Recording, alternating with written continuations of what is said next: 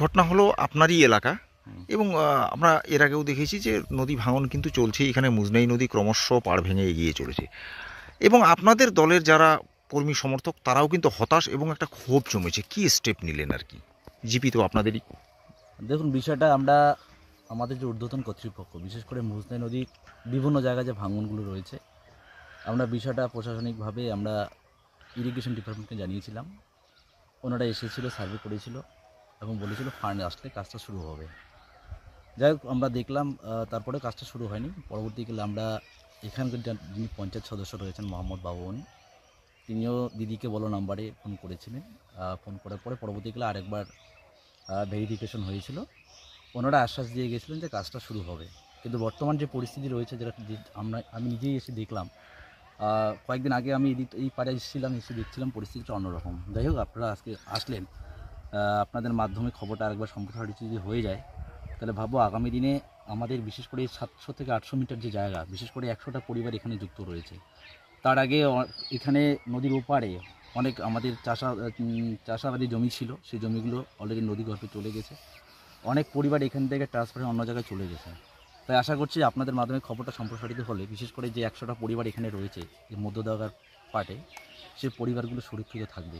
আর বিশেষ করে এখন তো এটা ফাল্গুন মাস চলছে, আর কিছুদিন পরে বর্ষা হয়তো চলে আসবে। এর মধ্যে যদি কাজটা শুরু হয় তা তো খুব ভালো হবে। আর কয়েকদিন আগে আমাদের রাজ্য সরকার একটা রাজ্য বাজেট পেশ করেছেন, নদী ভাঙনের জন্য কিছু টাকা বরাদ্দ করেছেন দেখলাম আমরা। তো সেক্ষেত্রে যত তাড়াতাড়ি সম্ভব আমাদের সরকার, মাননীয় মুখ্যমন্ত্রী মমতা বন্দ্যোপাধ্যায় যেহেতু মানবিক, বিগত দিনে এই মুজনাই নদীর বিভিন্ন জায়গায় ভাঙন, যে সমস্ত জায়গায় ভাঙন হয়েছে সেখানে নদীর বাঁধ হয়েছে। আশা করছি এই বাঁধটা হলে আমাদের এই মধ্যদগার যে সকল বাসিন্দারা রয়েছে তারা সুরক্ষিত থাকবে। আপনার নাম?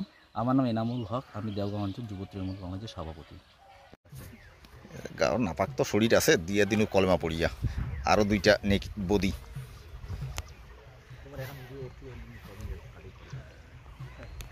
তোমার বিদ্যুৎ যা করছে না, বিদ্যুৎ যা হয়েছে, ব্লকের কোঅর্ডিনেটর হয়ে গেছে। কি বিদ্যুৎ মানে আমার দিচ্ছে, প্রত্যেক জিপি ওয়াইজ একজন করে নিয়েছে। মাঝখানে বিদ্যুৎ ঢুকে গিয়েছে ব্লক কোঅর্ডিনেটর।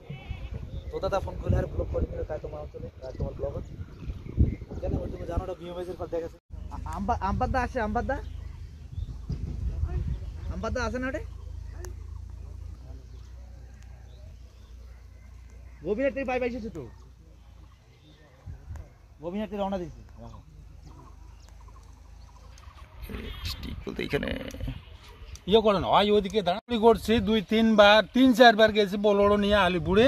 হ্যাঁ, যাই, সম্মান করে, যাব আইসিও আবার নাফানাফি করে। তখন কি কারা কি বলে আমরা জানি না, আর তো আইসিও না। তারপর আরও নতুন লোক আইছে, কি ব্যাপার আমরা বুঝি না। এখান থেকে আমরা খালি মানে হয়রান হই। হ্যাঁ, আমরা গরিব মানুষ, দিন খাই, আর আলিপুরি বেলা কতদিন যাব? একটা বলোড়ো নিয়ে গেলে কত টাকা খরচা হয়, তাহলে আমরা কিভাবে যাই? আমরা পেটে ভাত দিব তাই কিছু মিলে না। এখন তো কামলাও পাওয়া যায় না যে হাজিরাও করে খাবো, তাহলে আলিপুর যাই আর আসি, কিন্তু কাজ হয় না। হ্যাঁ, দেখো জমি জায়গা ভাঙিয়াই দেখো আবাদ শেষ। এই যে বালু পড়ি আছে, এগুলি কি আবাদ হবে? বালুও তো বেচতে দিবে না সরকারকে, বালু বেচতে দিবে না। হ্যাঁ, তাহলে আমরা কি করব? এখন হাজিরা মজুরিও করবো, তাও পাই না। এখন আমরা কি পরিস্থিতিতে আছি? আমরা তো দিদিকে ভালোবাসি, পার্টিকে ভালোবাসি, রাজ্যকে ভালোবাসি, কিন্তু আমাদের কাজ হয় না। কি করব? আপনার নাম? আমার নাম হলো আফতারুদ মিয়া।